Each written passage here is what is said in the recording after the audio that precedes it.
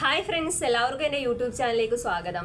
നിങ്ങൾ ആദ്യമായാണ് എൻ്റെ ചാനൽ കാണുന്നതെങ്കിൽ സബ്സ്ക്രൈബ് ചെയ്ത് സപ്പോർട്ട് ചെയ്യണേ. ഇന്ന് നമ്മൾ കറണ്ട് അഫയേഴ്സ് ആണ് നോക്കുന്നത്.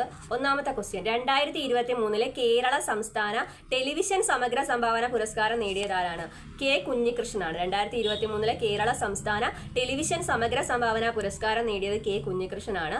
അന്താരാഷ്ട്ര ബഹിരാകാശ നിലയത്തിലേക്ക് എത്തിച്ച കേരള കാർഷിക സർവകലാശാല വികസിപ്പിച്ചെടുത്ത നെൽവിത്തിനങ്ങൾ ഏതൊക്കെയാണ്? ജ്യോതി ഉമ.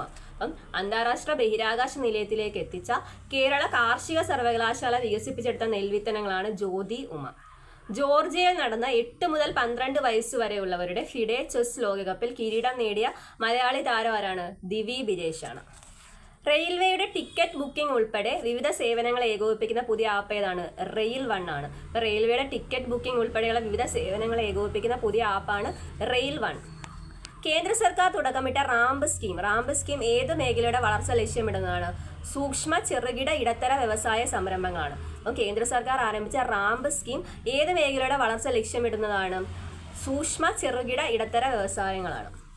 ഏറ്റവും വലിയ മെഗാ ശുചിത്വ പരിപാടി നടത്തുന്ന ഇന്ത്യയിലെ ആദ്യത്തെ ജില്ല ഏതാണ്? നുബാവാഡയാണ്. ഒഡീഷയിലെ നുബാവാഡ. കേന്ദ്ര സ്റ്റാറ്റിസ്റ്റിക്സ് മന്ത്രാലയത്തിന്റെ റിപ്പോർട്ട് പ്രകാരം രാജ്യത്ത് പ്രോട്ടീൻ ഉപയോഗത്തിൽ ഒന്നാമതെത്തിയത് ഏത് സംസ്ഥാനമാണ്? കേരളമാണ്. കേന്ദ്ര സ്റ്റാറ്റിസ്റ്റിക്സ് മന്ത്രാലയത്തിന്റെ റിപ്പോർട്ട് പ്രകാരം രാജ്യത്ത് പ്രോട്ടീൻ ഉപയോഗത്തിൽ ഒന്നാമതെത്തിയത് കേരളമാണ്. യാത്രക്കാരെ വഹിച്ച് വിജയകരമായി പറന്ന ലോകത്തിലെ ആദ്യത്തെ സമ്പൂർണ്ണ വൈദ്യുത വിമാനം ഏതാണ്? അലിയ C6-300 ആണ്. അപ്പോൾ യാത്രക്കാരെ വഹിച്ച് വിജയകരമായി പറന്ന ലോകത്തിലെ ആദ്യത്തെ സമ്പൂർണ്ണ വൈദ്യുത വിമാനമാണ് അലിയ CX-300.